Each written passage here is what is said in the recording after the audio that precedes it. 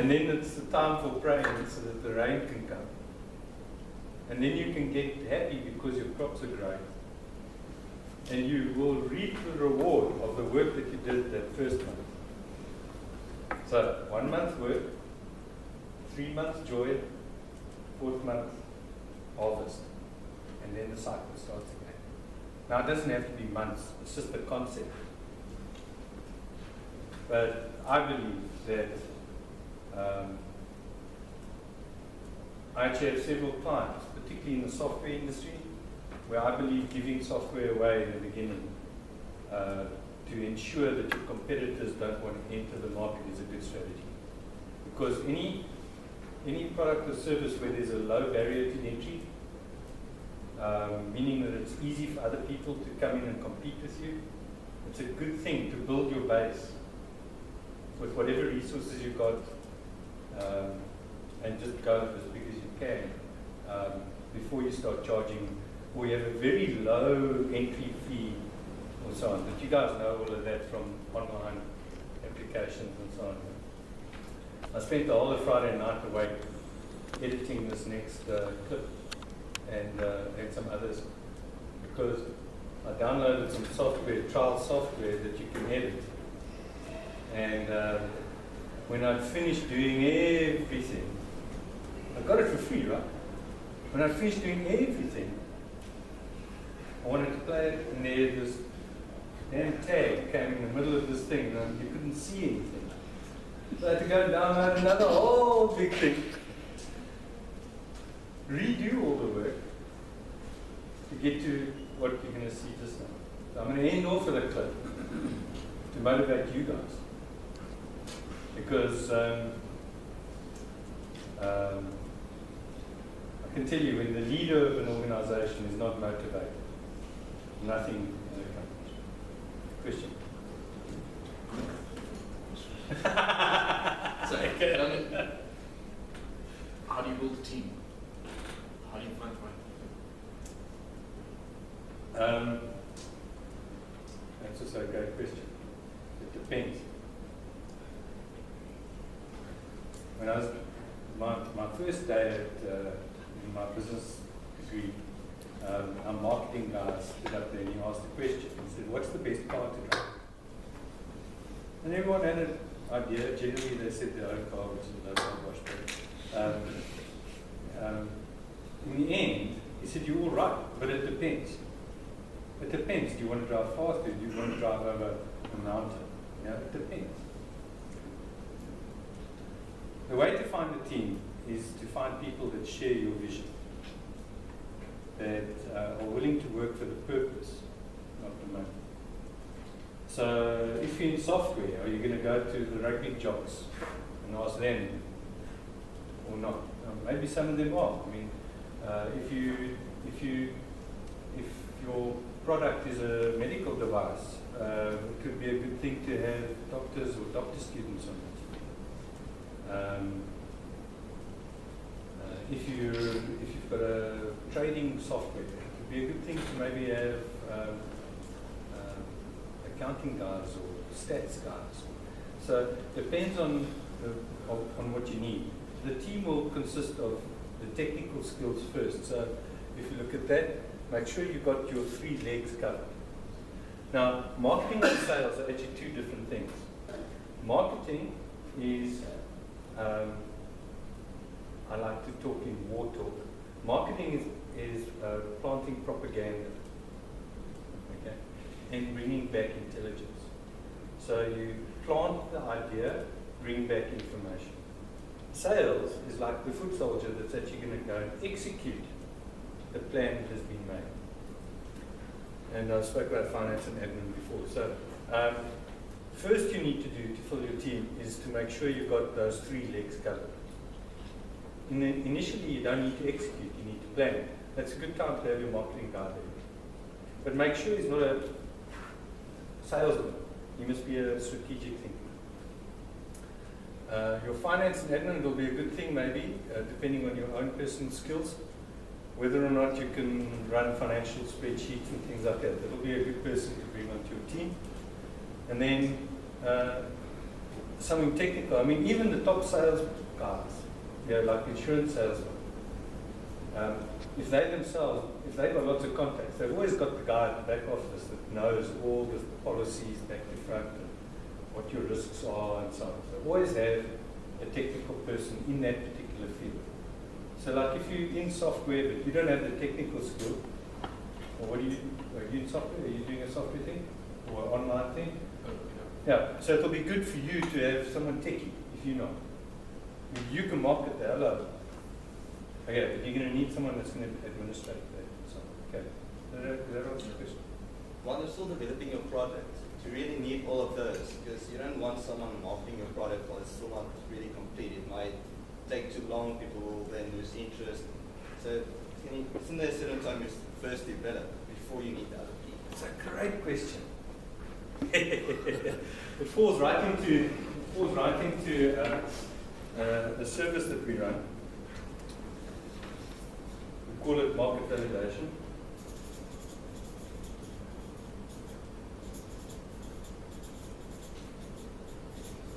And market validation is the middle point of a three-step process.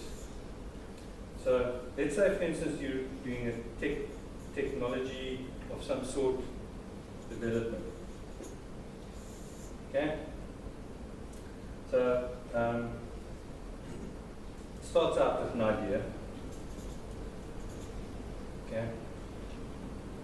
You then have a place where you need to go or no go. So you now have an idea, but you don't know, is there a hole in the market? So this first portion here, so what we do is we say there's a business development process. There's a technological development process, and then there's a business development process. So if you're developing a technology, you've got an idea, you think there's a market, you start developing, you get some money, you then commercialize. So you take it to market. We developed it too cheaply, the things are breaking. What happens? Back to the beginning. Okay, why? You didn't have any market intelligence. So it's really important if you're developing a new tank for the army, it's really important that you know what your enemy's got. Yeah? It's also important that you know that this tank has to go through rivers or dams or seas or whatever the case is. So you need all that information before you can actually develop the tank. So what we do is we look at this and we say, this is market research. So this you can do online. But you can go and you can kind of get an idea how big is the market, who the competitors are, etc., right? And you're going to learn a little bit about this when you do your business model canvas. Have they been told anything about that?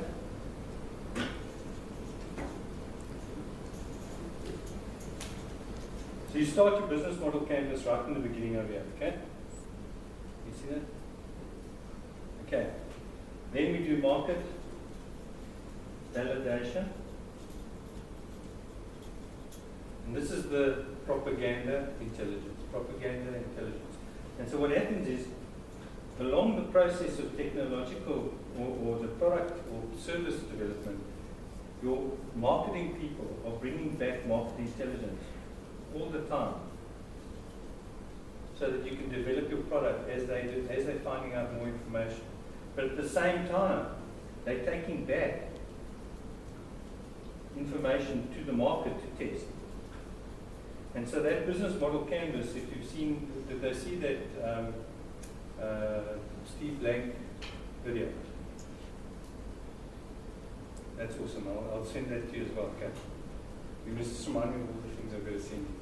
Okay, so this is video of Steve Blank, and he talks about, so you need to test this thing all the time, and you're going to change your business model all the time, and your product's going to change, and your business model's going to change, and it's going to continue all along. And then here at the end, instead of commercializing immediately, you find 3 early adopters. And with those early adopters, you're going to kind of figure out and tweak your thing before you go into the market. What's your question? Is it worth bringing your team on early? Probably yes. Okay. Do you have any accounting skills? No. Do you think it might be important to bring an accountant in to help you on your spreadsheets and things early on so that you know whether the thing's going to make money? Yes. Okay. Get those three legs of the pot as early as you can. What I'm struggling with most with the idea is that I'm sitting in a room full of people, and I'm pretty sure most of the farm generation is focusing on the app section. And now that just automatically makes most of this room direct competition. Now, who do you approach with your idea in order to be on your team? Do you understand what I'm getting at? Yeah. All of a sudden, potential teammate can turn into a potential competitor. Yeah. And yeah. Sign an NDA. NDA. Yeah, okay. No, at the end of the day, which one's going to have more value is actually the one that's going to be the winner. You would rather be on his team if he's going to add, if that, if the result is a purpose that you agree with, or if the vision is a purpose that you agree with, and that the result is going to be more accomplishable than yours, then it would be better for you to join forces. If you believe that yours is better, and you can quantify it, then you can invite others and convince them. Competitions are great. In fact, there's a phrase back in the 90s when I was kind of we actually used to listen to tapes still, we weren't MP3s and so on. So I got this tape series on a topic called co-opetition. And it would be when I was in the, so my heyday, when I came into what I do now, was right at the end of the .com bubble. And so what I did is I found other companies that could be competitors, but weren't exactly. And we amalgamated a chain of products, software products, in order to drive more value at the end. And so I worked my way out of a job, but the company's still going and is now part of a much bigger conglomerate of companies. Does that answer your question? Okay. As far as finances goes, when you are applying for another capital, you are often told about, you are often given conditions. I'm giving you this funding based on this condition. I'm taking your business on equity basis or equity free. I struggle with those two terms. I mean, taking whatever, I'm giving you this money and I take equity, or I'm giving you this money equity free. And what is that? I mean, at the end of the day, if you give them equity in this business, how much percentage should you give? Great question. A little bit off the topic, but that person that you give equity to, make sure that they add value. Money itself isn't the value. We often sell our souls to get our businesses going. And a lot of businesses actually don't get to where they're supposed to because the equity partner doesn't share the vision of the company or wasn't part of creating that vision. And so when we do these strategic workshops with companies, we ensure that the equity partners are involved. In short, to answer your question, there's no free lunch. If someone's going to give you money, it's not for nothing. Okay, they're going to want something. So an equity-free transaction would probably be a debt transaction, unless it's just someone that's really happy to give you money for nothing. But I mean, even if Bill Gates had to give you money, there would be some expectation on you to deliver. Okay. Then, of course, the other one is self-explanatory. So for equity, that's, you understand that one? So now you want it. Your question is how much should you give? Okay. again, I'm really not the normal kind of guy. I say you should give him 100%.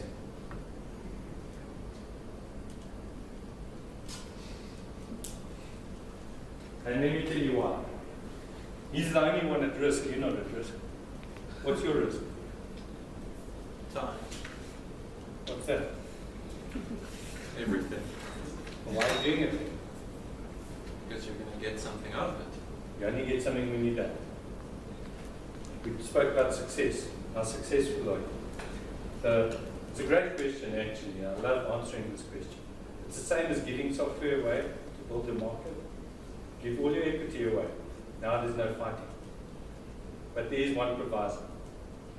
Is if you've planned properly and you've got your objectives, your strategic objectives, and your other objectives in place, then if you're looking at a 5-year period or whatever it might be, you look at your milestones. They don't have to be in time.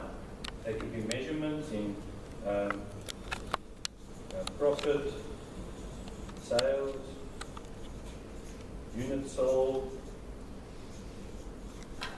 There can be several measures. Generally, you're looking at whatever is the driver or drivers of the business. And you then have an agreement that the more success you achieve, you and your management team, 25%. Now you have what we call a